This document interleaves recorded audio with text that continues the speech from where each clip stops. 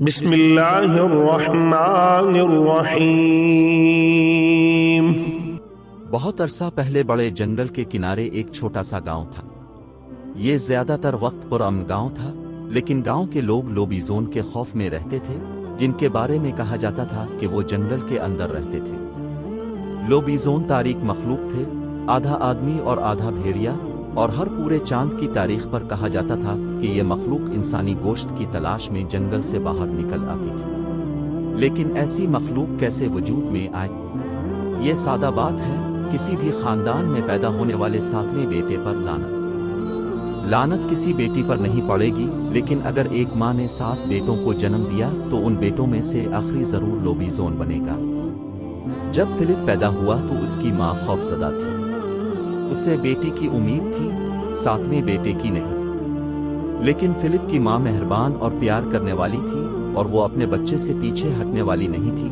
اس سے کوئی فرق نہیں پڑتا تھا کہ گاؤں والے اس لعنت کے بارے میں کچھ بھی کہیں۔ کئی سال سکون میں گزر گئے۔ فلپ ایک مضبوط لڑکا بن گیا جسے اس کی ماں اور باپ اور 6 بھائی بہت پسند کرتے تھے۔ لیکن فلپ یہ نوٹس کرنے سے نہیں رہ سکا کہ اس کے ساتھ اس کے بھائیوں سے مختلف سلوک کیا گیا تھا۔ وہ اسکول نہیں گیا کیونکہ استاد اس کی اجازت نہیں دیتا تھا۔ یہ مناسب نہیں تھا کیونکہ نوجوان لڑکا نئی چیزیں سیکھنا پسند کرتا تھا اور شدت سے دوسرے بچوں کے ساتھ دوستی کرنا چاہتا تھا۔ اگر کبھی فلپ کو اس کی ماں نے روٹی لینے کے لیے بھیجا تو گاؤں کے لوگ کبھی بھی اس کے راستے میں نہیں آتے تھے اور ہمیشہ اس کی طرف خوف اور ناراضگی کے امتزاج سے دیکھتے، جس نے نوجوان لڑکے کو بے چین کر دیا۔ دوسرے بچے اس کے ساتھ نہیں کھیلتے تھے، اور جب پورا چاند ہوتا تھا تو اسے کبھی باغ میں جانے کی اجازت نہیں تھی۔ یہ آخری نقطہ شاید ان سب میں سب سے برا تھا، کیونکہ فلپ کو چاند سے بہت پیار تھا۔ اس کے بارے میں کچھ خاص طور پر جب وہ رات کے آسمان میں بھرا ہوا اور گول تھا، نے فلپ سے بات کی اور اس کی روح کو جگایا اور اسے گانے، ناچنے اور بھاگنے پر مجبور کیا۔ زندگی پرامن ہونے کے باوجود خوشی سے بہت دور تھی۔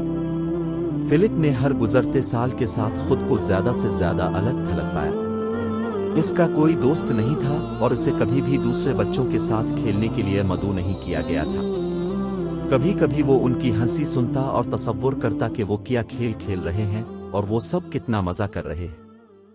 فلپ نے یہ بھی دیکھا کہ اس کی ماں اور اس کے بھائی بھی اسے عجیب نظروں سے دیکھنے لگے تھے۔ میرے ساتھ اتنا برا کیا ہے؟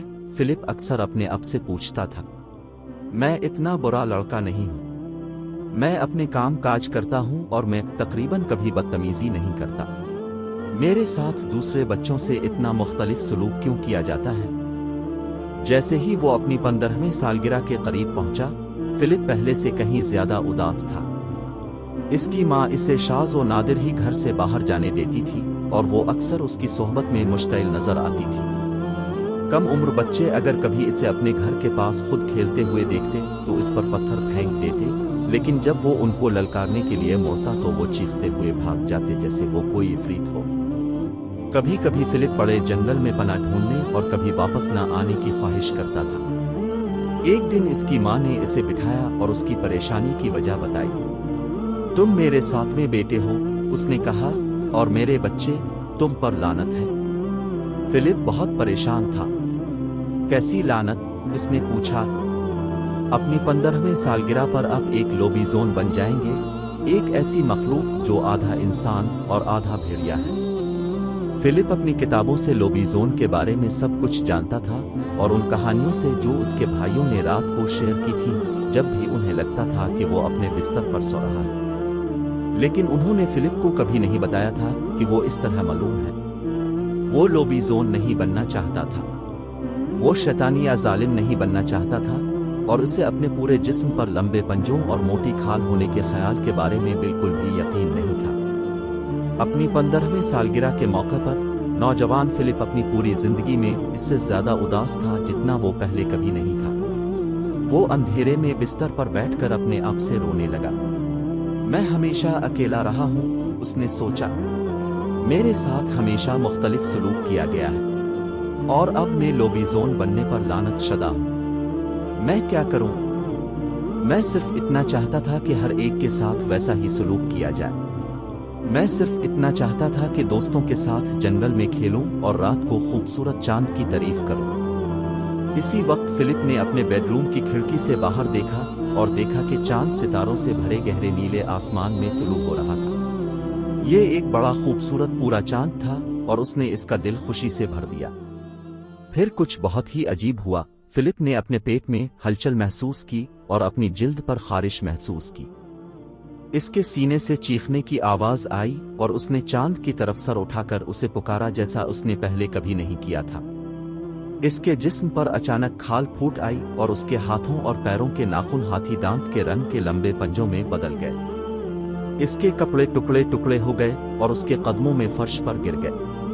اور جب فلپ نے آئینے میں دیکھا تو اس نے ایک لمبے بھیڑیے والے لڑکے کا عکس دیکھا جو اس کے پورے جسم پر موٹی کھال کے ساتھ اسے گھور رہا تھا اور جنگلی سرخ آنکھیں جو اندھیرے میں چمکتی دکھائی دے رہی تھی۔ تو میں ایک لوبیزون ہوں، اس نے چونک کر کہا۔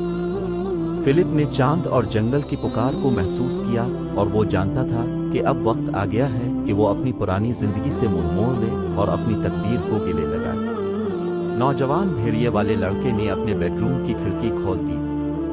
رات کو باہر چھلانگ لگانے سے پہلے وہ رک گیا اور اپنے پرانے بیڈ روم کے ارد گرد ایک آخری نظر ڈالی اور اپنی ماں اور باپ اور اپنے 6 بھائیوں کے بارے میں سوچا۔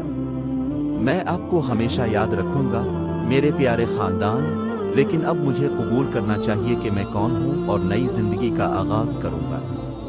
پھر وہ اپنے سونے کے کمرے کی کھڑکی سے چھلانگ لگا کر جنگل کی طرف بھاگا۔ ہر وقت چاند پر چیختا رہتا، اس کا دل مستقبل کے لیے عجیب نئی امید سے بھرا رہتا تھا۔ جب فلپ بڑے گہرے جنگل کے اندر تھا تو اس نے ایک خوبصورت جگہ پر رک کر قدیم درختوں اور آسمان میں بلندی پر موجود خوبصورت چاند کو دیکھا۔ وہ چیختا اور چھلانگ لگاتا اور ناچتا اور ہنستا، اور جب آخر کار اس نے چیخنا اور ناچنا بند کر دیا تو اس نے ارد گرد دیکھا اور دیکھا کہ دیگر لوبیزون جنگل کے خالی حصے میں جمع تھے۔ کچھ فلپ کی طرح جوان تھے، کچھ بوڑھے تھے۔ وہ فلپ کے قریب پہنچے اور اس کا استقبال کیا۔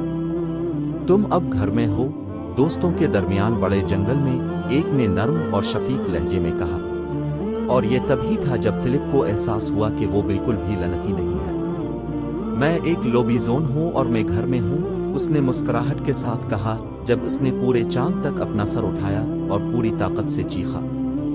دوسرے لوبیزون سب نے اس میں شمولیت اختیار کی اور چاند کے اعزاز میں رات کے آسمان پر ایک زبردست گروپ میں گانا گایا۔ کئی میل دور فلپ کی ماں اپنے باغ میں اپنے نائٹ گاؤن میں ملبوس کھڑی تھی اور بڑے جنگل کے اندر سے ہلکی ہوا کے جھونکے پر بہتی ہوئی لوبیزون کی آواز سن رہی تھی۔ بوڑھی عورت اپنے اب سے مسکرائی کیونکہ وہ جانتی تھی کہ اس کے 7ویں بیٹے نے آخرکار اپنے اب کے لیے ایک ایسا گھر ڈھونڈ لیا ہے جہاں اس کا استقبال کیا جائے گا اور جہاں اس کے بہت سے دوست ہوں گے اور وہ لمبی اور خوشگوار زندگی گزارے۔